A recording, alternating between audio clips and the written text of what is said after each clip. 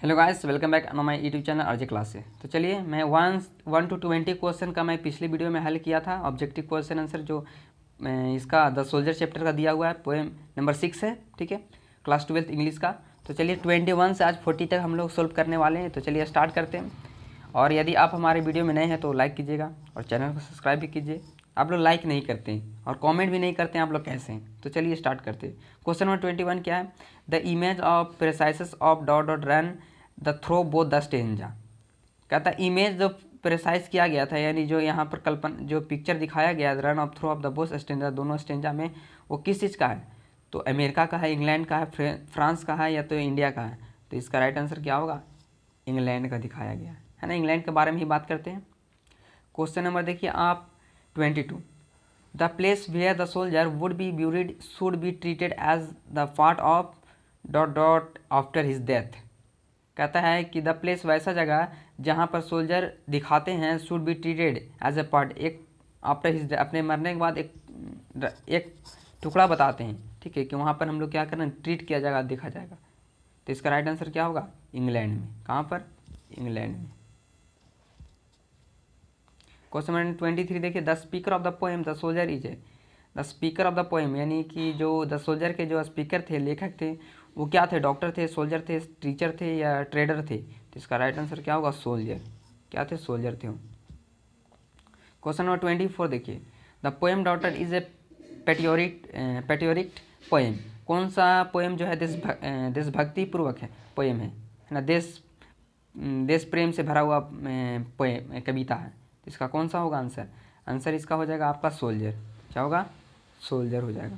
Question number 25 देखिए, Rupert Brooke speaks in the guise of an dot dot soldier.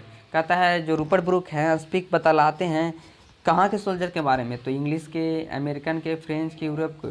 तो English यानी England के, है ना। Question number 26, the poem dot dot is a sonnet. कौन सा पोएम जो है सोनेट है? The fire image, the soldier, song of myself, snake. तो इसका राइट आंसर क्या होगा? द सोल्जर है ना। क्वेश्चन नंबर 27 देखिए, क्या क्या कहता है? The speaker is not afraid of. कहता है स्पीकर अफ्रेड नहीं है, तो किस लिए? डेथ के लिए, लाइफ के लिए, लाइन के लिए, नॉन ऑफ दीज। तो इसका राइट आंसर हो जाएगा डेथ के लिए। अफ्रेड मतलब क्या होता है? बहादुर होता है, ठीक है। The dust stand for the. कहता है डस्ट का मतलब यहाँ क्या हो जाएगा? Leader, teacher, farmer, soldier.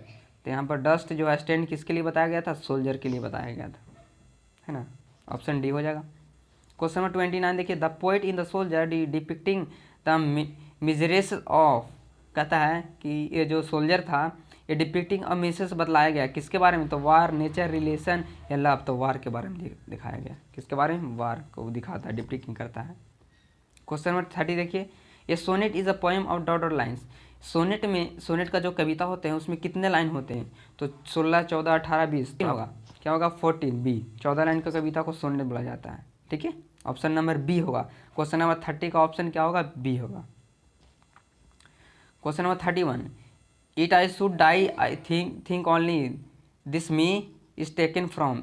It I should die think only this my me. Question number 31 देखिए, it I should die think only this my me is taken from. कौन सा ये लाइन जो है कौन सा कविता से लिया गया? इसका राइट आंसर हो जाएगा सोल्जर से, ठीक है। क्वेश्चन नंबर 32 देखिए, कहता है a pulse in the internal mind no less is written by. कहता है a pulse in the internal mind no less, ये लाइन किसने लिखा है? तो John Keats, Walter de la Mare, Walt Whitman, Rupert Brooke. तो इसका राइट आंसर हो जाएगा रूपर्ट ब्रूक ने लिखा है इस लाइन को। Rupert Brooke died in year. Rupert Brooke कब मरे थे? तो आप जानते हैं during the first world war, यानी 1915 में मरे थे। फर्स्ट वर्ल्ड वार के दौरान, यानी प्रथम विश्व युद्ध के दौरान वो मरे थे, ठीक है। तो 1915 में। Question number 30, the soldier is written by. Soldier किसके द्वारा लिखा गया? द सोल्जर किसके द्वारा लिखा गया? तो क्या होगा इसका answer? John Donne, Walt Whitman, Rupert Brooke, D.H. Lawrence. तो आपका हो जाएगा रूपर्ट ब्रूक के द्वारा लिखा गया। किसके द्वारा? रूपर्ट ब्रूक के द्वारा। तो क्वेश्चन नंबर अब देखिए 35, the word English use in the poem for how many times. जो इंग्लिश है कितने बार यूज किया गया? तो आपको पीछे पूछा गया था, क्वेश्चन था पिछले वीडियो में, तो 2 बार। कितना बार इंग्लिश का यूज किया है? द सोल्जर चैप्टर में तो 2 बार किया गया इंग्लिश का यूज। इंग्लिश शब्द का, ठीक है, इंग्लिश लेटर का जो है यूज 2 बार किया गया। Rupert Brooke is remember as a, Rupert Brooke को किस पोइट के नाम से जाना जाता है? तो रोमांटिक, नेचर, वार पोइट या सोशल पोइट? तो आपका हो जाएगा वार पोइट के नाम से जाना जाता है, ठीक है। किसके पोइट के जैसे? वार पोइट के जैसे, यानी ऑप्शन आपका हो जाएगा सी।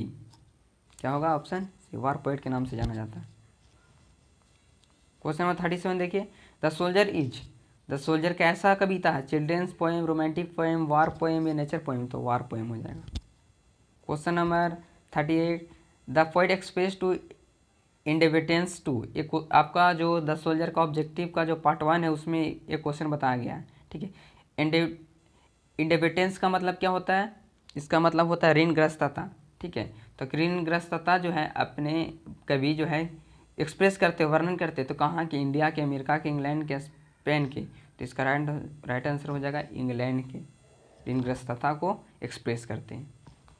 Question number 39, Rupert Brooke was born in, इनका जन्म कब हुआ था रूपर्ट ब्रूक का? तो 1887 में हुआ था, ठीक है। Question number next and last, the world English used in the poem how many times, कहता है कि जो शब्द दिया है इंग्लिश, ये कविता में कितना बार इंग्लिश शब्द का प्रयोग किया गया है? तो आपका हो जाएगा 2 या 1 या 3 या 4? तो ऑप्शन क्या होगा? डी होगा, 4 बार, ठीक है। Thank you very much. यदि वीडियो